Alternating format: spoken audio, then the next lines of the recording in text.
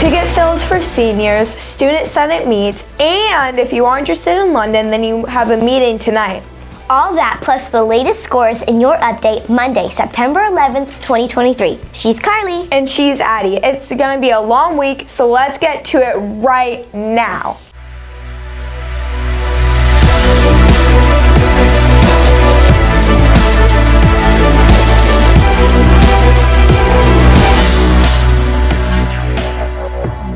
Welcome back, guys. Well, before we get things started, today is September 11th, as we already mentioned, but we didn't want to let this day pass without taking a few minutes to reflect on what this day means to Americans. Today is, of course, the 22nd anniversary of the attacks in Washington, D.C., New York, and Pennsylvania when 4 planes were taken over by terrorists.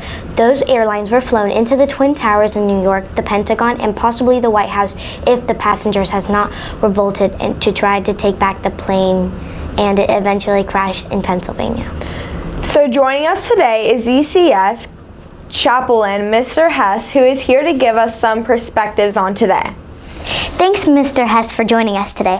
What can we take from an event like this when so many of us weren't even born yet? I mean, how can we play a Christian's respond when evil happens today? Well, the main source of truth for us as Christians is the Bible. And none of us were around when the Bible was written or when these events happened, and yet we believe them and we understand historically the significance they carry for us as Christians.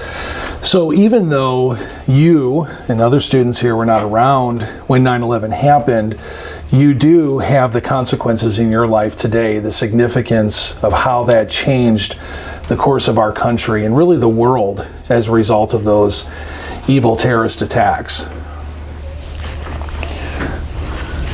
So since I can't even imagine something happening like this, do you remember what you were doing when you heard this was happening? Yes, I remember very well. We had a little infant. Our daughter was an infant at the time, and our son was a toddler. And I remember my wife telling me, look at the news, look what happened, something bizarre, a building has been hit by an airplane.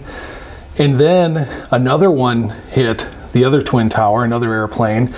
And I remember for the first time as an American fearing the future, especially for our children. I remember being nervous about our children, what would happen to them, what's going on. Then I heard of another airplane going down in Pennsylvania, another airplane hitting the Pentagon. And I thought, man, here's symbols of American economic power and our military power being hit. And I thought to myself, what kind of world are my children going to grow up in? And we were a very young couple at the time and nervous. I was very nervous. And I remember my wife and I sitting on our couch as a very young couple, and we just prayed and we gave the situation to the Lord. That was all we really knew what to do. And we tried to trust in God's goodness. So what advice can you give us if another tragedy like this happens? I think as Christians who believe in the Bible and try to have a biblical worldview with all of life is to understand the Bible is very clear. There's evil in this world. There's wickedness. There's sin. And as a result of that, as a result of sin, people will make sinful choices. We find that all the way back in the very first family with Cain and Abel. However, we understand that God can bring about good even out of evil. In fact, the cross of Jesus Christ is the greatest example of that. I think we should always go back to a verse like this. In Acts chapter 2, in verse 23, it says this, though he, Jesus, was delivered up according to God's determined plan and foreknowledge, you use lawless people to nail him to a cross and kill him. But God raised him up, ending the pains of death, because it was not possible for him to be held by death. So God used really the greatest tragedy, the greatest evil in human history, how Jesus was treated, to bring about our good, our forgiveness of sins, and the fact we can have eternal life in him and live with him forever in peace. Okay, well, thank you so much for joining us today. Now time for the rest of the news. Thanks, guys. Well, as always, the Sentinels had a busy weekend, so let's get into it. Well, starting off on Friday, Football was on the road as they traveled to Sarasota. And unfortunately, the Sentinels were handed their first loss of the season, losing to Cardinal Mooney 37-17. Well, on Saturday, varsity volleyball was on the road, but only a little bit as they traveled to South Fort Myers High School to compete in the Wolfpack Invite. The Sentinels were victorious against Oasis and South Fort Myers High, however came up short against Bonita Springs. The Sentinels ended up placing third place in the tournament. Great job, Sens.